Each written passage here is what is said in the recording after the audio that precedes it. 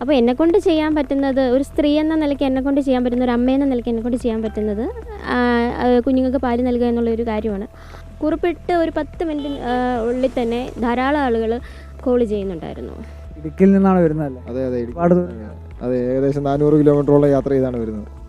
ദുരിതാശ്വാസ ക്യാമ്പുകളിൽ കഴിയുന്ന കുട്ടികൾക്ക് മുലപ്പാൽ ആവശ്യമുണ്ടെങ്കിൽ നൽകാൻ തയ്യാറായിക്കൊണ്ട് ഇടുക്കിയിൽ നിന്നും ഇവിടത്തേക്ക് എത്തിയതാണ് സജിനും ഭാര്യ ഭാവനയും 2 മക്കളും. ഇടുക്കിയിൽ നിന്നാണ് ഇവർ ഇവിടത്തേക്ക് എത്തിയത്.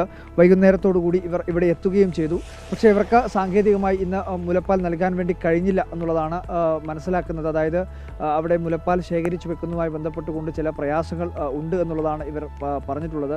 എന്തായാലും ഇന്നലെ രാത്രി തന്നെ അവിടെ നിന്ന് യാത്ര തിരിച്ചു. ഇന്നിപ്പോൾ ഉച്ചയോടുകൂടി ഇവിടത്തേക്ക് എത്തിയല്ലേ? അതെ അതെ, ഇന്നലെ രാത്രി നമ്മൾ ഇവിടുന്ന് വിളിച്ചിട്ടുണ്ടായിരുന്നു.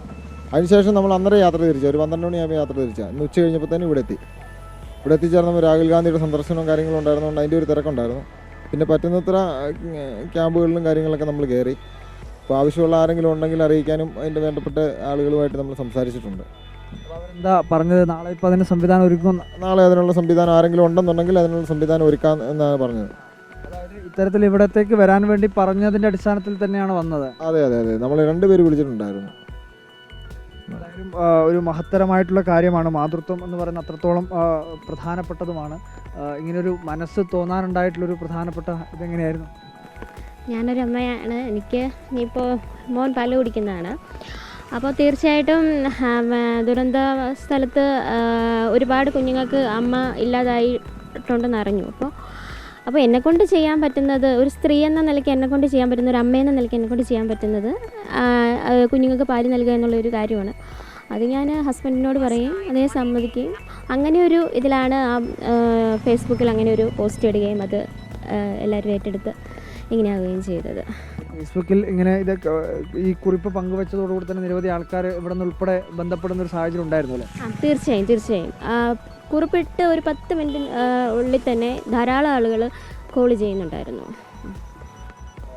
ഇതിപ്പോൾ നിങ്ങൾ ഇന്നിപ്പോൾ ഇവിടെ തങ്ങി നാളെ രാവിലെ ആകുമ്പോഴത്തേക്കും ഈ മുലപ്പാൽ ഇവിടെ ശേഖരിച്ച് വെക്കാനുള്ള ഒരു സംവിധാനം ഒരുങ്ങുന്നുള്ളതാണ് പറഞ്ഞത്. അതെ അതെ അതെ, ഇന്നിപ്പോൾ നമ്മളിവിടെ ഇപ്പോൾ ഇത്രയും രാത്രി ആയതുകൊണ്ട് നമ്മൾ ഒരു ക്യാമ്പിൽ ചെന്നിട്ടും കാര്യമില്ല. നാളെ രാവിലെ വീണ്ടും ഒരു 9 മണിയൊക്കെ ആകുമ്പോഴത്തേനും ക്യാമ്പുകളിലേക്ക് എത്താമെന്നാണ് പ്രതീക്ഷിക്കുന്നത്. ഇടുക്കിയിൽ നിന്നാണ് വരുന്നതല്ലേ? അതെ അതെ, അതെ, ഏകദേശം 400 കിലോമീറ്ററോളം യാത്ര ചെയ്താണ് വരുന്നത്. ഏറ്റവും പ്രധാനമായതും അത് തന്നെയാണ്. ഇത്രയും ദൂരങ്ങളിൽ നിന്ന് പോലും സഹായ ഹസ്തവുമായി സാധ്യമാവുന്നത് എന്താണോ അത്തരത്തിലുള്ള എല്ലാ സഹായവും നൽകിക്കൊണ്ടിട്ടുള്ള നിരവധി കുടുംബങ്ങൾ, നിരവധി വ്യക്തികൾ ഇവിടത്തേക്ക് എത്തുകയാണ്. അതിൽ ഏറ്റവും പ്രധാനമായത് സ്വന്തം മക്കളെപ്പോലെ ദുരിതബാധിതമായ ആ മേഖലയിൽ അനാഥമാക്കപ്പെട്ട മക്കളെ ചേർത്ത് പിടിച്ചുകൊണ്ട് തൻ്റെ മക്കളെപ്പോലെ തന്നെ മുലപ്പാൽ നൽകാൻ വേണ്ടി തീരുമാനിച്ചാണ് ഇവിടത്തേക്ക് എത്തിയിട്ടുള്ളത്. ഇന്ന് അവർക്ക് അവിടെ മുലപ്പാൽ നൽകുന്നതിന് വേണ്ടി കഴിഞ്ഞിട്ടില്ല. നാളെ ഈ മുലപ്പാൽ ശേഖരിച്ചു വെക്കാനുള്ള സംവിധാനം കൂടി ഒരുങ്ങുന്നുവെന്നാണ് നമ്മൾ മനസ്സിലാക്കുന്നത്. അതിനു വേണ്ടിയിട്ടുള്ള ക്രമീകരണങ്ങൾ പൂർത്തിയായി കഴിഞ്ഞാൽ ഉടൻ തന്നെ ഈ പറയുന്ന അനാഥമാക്കപ്പെട്ട അല്ലെങ്കിൽ മുലപ്പാൽ ആവശ്യമുള്ള കുഞ്ഞുങ്ങൾക്ക് ഭാവന, അതുപോലെ തന്നെ സജിൻ്റെ ഒരു സ്നേഹത്തോടു കൂടി ആ കുഞ്ഞുങ്ങൾക്ക് ഒരു അമ്മയുടെ സ്നേഹവും കരുതലും നൽകും എന്നുള്ളതാണ് ഏറ്റവും സന്തോഷകരമായിട്ടുള്ള കാര്യം. ഇത്തരത്തിൽ ഈ നാട് ഒരു കാലത്തും എത്ര വലിയ ദുരന്തമുണ്ടായാലും തോൽക്കില്ല, അതിനെയെല്ലാം അതിജീവിക്കും. സങ്കടവും ദുഃഖവും എല്ലാം തന്നെ അതിജീവിച്ചുകൊണ്ട് അതിനെല്ലാം നേരിട്ടുകൊണ്ട് തന്നെ മുന്നോട്ട് പോകുമെന്നുള്ളതിൻ്റെ ഒരു തെളിവ് കൂടിയാണ് ഭാവനയും സജിനും പങ്കുവെക്കുന്നത്.